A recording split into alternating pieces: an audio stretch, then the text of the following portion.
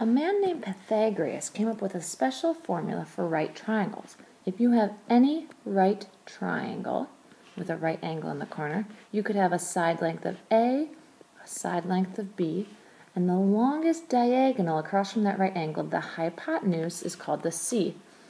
What he found is that if he took the side lengths of the legs A and B and turned them into a perfect square, if you took the size of A and the size of square B and added them together, that would make up the exact same as the size of square C. So what he's claiming is that A squared, if you turn A into a square, length A by A, plus B by B, or B squared, would equal the side length of C squared. And that's Pythagorean theorem. A squared plus B squared equals C squared. Let's look at an example. If I have three sides, 6, 8, and 10, I could think about a right triangle. Now, it doesn't matter which side is 6 or 8, but 10 is the longest side, so that must be the diagonal hypotenuse, and I have 6 and 8.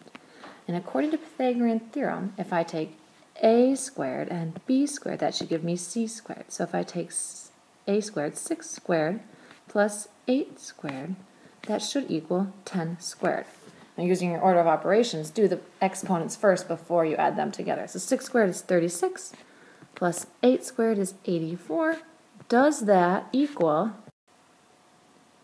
approximately, or not exactly, 10 squared, or 100? 36 plus 84 is 100, and that equals 100. So, yes, the lengths 6, 8, and 10 do make a right triangle.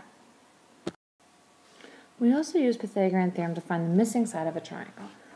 The triangle shown on the left has a hypotenuse, the longest side of 13, a side length of 5, and a side length of x. So if we use Pythagorean theorem, we have an A, a side B, and a hypotenuse of C. So A squared, x squared, plus B, 5 squared, equals C, 13 squared.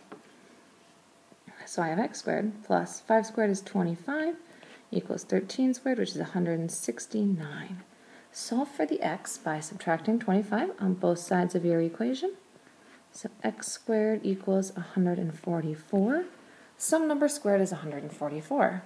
Undo the squared by taking the square root of both sides, and we get x equals 12. Square root of 144 is 12. So now I know that this missing side of my triangle is 12. One more example. Now I have two missing sides of a triangle. This turns out to be an isosceles triangle because both missing sides are the same length. They are x.